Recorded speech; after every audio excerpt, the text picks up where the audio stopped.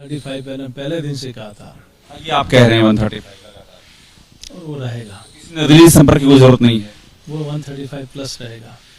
वसुंधरा जी राज्यपाल से मिली हैं कल, वो संघ कार्यालय भी गई हैं, निर्दलीयों के भी संपर्क में बताई जा रही हैं। ये जब कांग्रेस हो या बीजेपी, जब राजस्थान में इनकी हार हुई तो तत्कालीन अध्यक्षों ने अपना त्याग पत्र दिया था।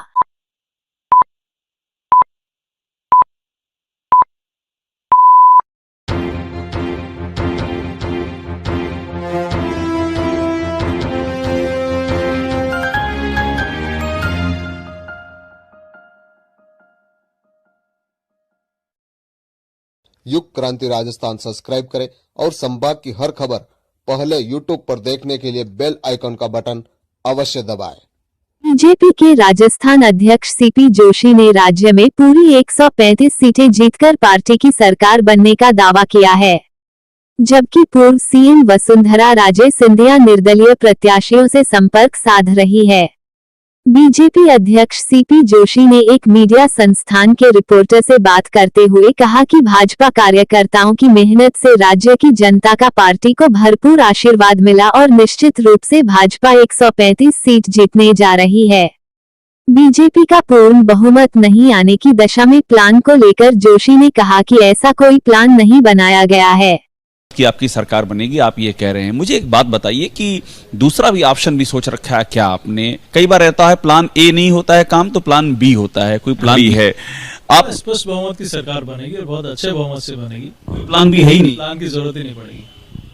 तो आप किसी प्लान बी पे काम नहीं कर रहे हैं? नहीं, जनता ने बहुत खुल के समर्थन दिया, आशीर्वाद दिया है और भारतीय जनता पार्टी और नरेंद्र मोदी जी के प्रति विश्वास व्यक्त किया है। मैं सोचता हूं जिस प्रकार से राजस्थान का चुनाव था, इस चुनाव में जनता चल पड़ी थी। पहला चुनाव मैंने देखा, कई परिस्थितियां आई, कुछ कई हुए, लेकिन जनता के मन में था कि सरकार की विदाई करनी है कांग्रेस सरकार की। और कई एग्जिट पोल ऐसे भी हैं जो ये दिखा रहे हैं कि बढ़त कांग्रेस की हो सकती है, जो वो अनुमान दिखा रहे हैं। और 5 साल की सरकार के बाद ये जो अनुमान अगर इस तरह का आ रहा है कि उसकी बढ़त हो सकती है, तो ये आपके लिए चिंता का विषय नहीं? बिल्कुल नहीं, हमें विश्वास है राजस्थान की जनता, कॉन्फिडेंट हैं आप? हमें विश्वास है राजस्थान बीजेपी के कार्यकर्ताओं की मेहनत के ऊपर, और उस मेहनत के आधार पर, जनता के आशीर्वाद के आधार पर मैं कह सकता हूं कि बहुत स्पष्ट बहुमत की सरकार आएगी। आप 1% डाउट नहीं है आपको? बिल्कुल नहीं। एक बात बता दीजिए, जो आपके वैचारिक रूप से आपके साथ वाले निर्दलीय हैं जो कि बागी हो गए, अलग चले गए, क्या उनसे भी संपर्क में हैं आप लोग? देखिए, मैं कह रहा हूं कि 135 पहले दिन से कहा था। ये आप कह रहे हैं 135 और वो रहेगा, निर्दलीय संपर्क की कोई जरूरत नहीं है। वो 135 प्लस रहेगा।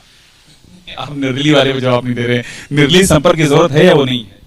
देखिए, कोई वैचारिक रूप से भारतीय जनता पार्टी को समर्थन देते हैं तो स्वागत है उनका, और मैं चूंकि लोगों ने जिस मन से वोट दिया है, विश्वास के साथ वोट दिया है, और उनके चेहरे की चमक के आधार पर कह सकता हूं कि बहुत अच्छे बहुमत से भारतीय जनता पार्टी की सरकार बनी। एक बात और बता दीजिए कि ये लगातार चर्चा हो रही है कि सीएम आपका कौन बनेगा? आपकी पार्टी अगर आ जाती है सरकार में, जो आप यकीन दिला रहे हैं, तो कौन सीएम का चेहरा होगा? समय बहुत कम बचा। ये मेरे वो नहीं, पार्लियामेंट्री बोर्ड निर्णय करता है, वो बोर्ड जो निर्णय करेगा निश्चित रूप से प्रदेश के हित में होगा। जिसको भी कह देगा आपका साथ उसको होगा, निश्चित रूप से। एक डेवलपमेंट और हुआ है कि वसुंधरा जी राज्यपाल से मिली हैं कल, वो संघ कार्यालय भी गई हैं, निर्दलीयों के भी संपर्क में बताई जा रही हैं। ये जो उनका जिस तरह से वो ये प्रयास कर रही हैं, इसको किस तरह से? वो भी पार्टी के राष्ट्रीय उपाध्यक्ष हैं, वो भी चाहती हैं पार्टी की, भारतीय जनता पार्टी की सरकार बने, और पूर्व मुख्यमंत्री के नाते वो माननीय महामहिम महोदय से मिली है, तो उसमें क्या दिक्कत नहीं, पार्टी का हिस्सा है और पार्टी के राष्ट्रीय उपाध्यक्ष है, हमारी वरिष्ठ नेता है। पूर्व मुख्यमंत्री के उससे वो गई मिलने के लिए, मतलब उसका इससे कोई संबंध नहीं है? जो चर्चा यहाँ बाजार गर्म हो गया कि ये एक संकेत है कि वही लीड करेंगे, इस तरह की बातें भी चल पड़ी हैं। संकेत तो आप कुछ भी चला सकते हैं बाकी ये जरूर है कि जनता ने बहुत खुल के आशीर्वाद दिया है।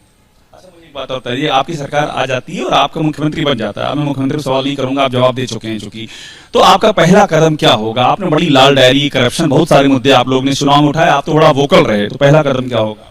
देखिए, स्पष्ट रूप से जो भ्रष्टाचार का खुला तांडव 5 साल में मचा है, उसमें जो दोषी हैं उनको सजा मिले, क्योंकि उन लोगों को जस्टिस तभी मिलेगा, न्याय तभी मिलेगा, चाहे दलालदारी का विषय हो, चाहे पेपर लीक का विषय हो। और हमारे मैनिफेस्टो में भी स्पष्ट लिखा है कि इसकी जांच होगी और दोषियों को सजा मिलेगी। दोषी कोई भी हो, बिल्कुल सजा मिलना तय है। निश्चित रूप से। जोशी के दावे के उलट बात करें तो पूर्व सीएम वसुंधरा राजे सिंधिया ने कई निर्दलीय उम्मीदवारों से संपर्क साधा है।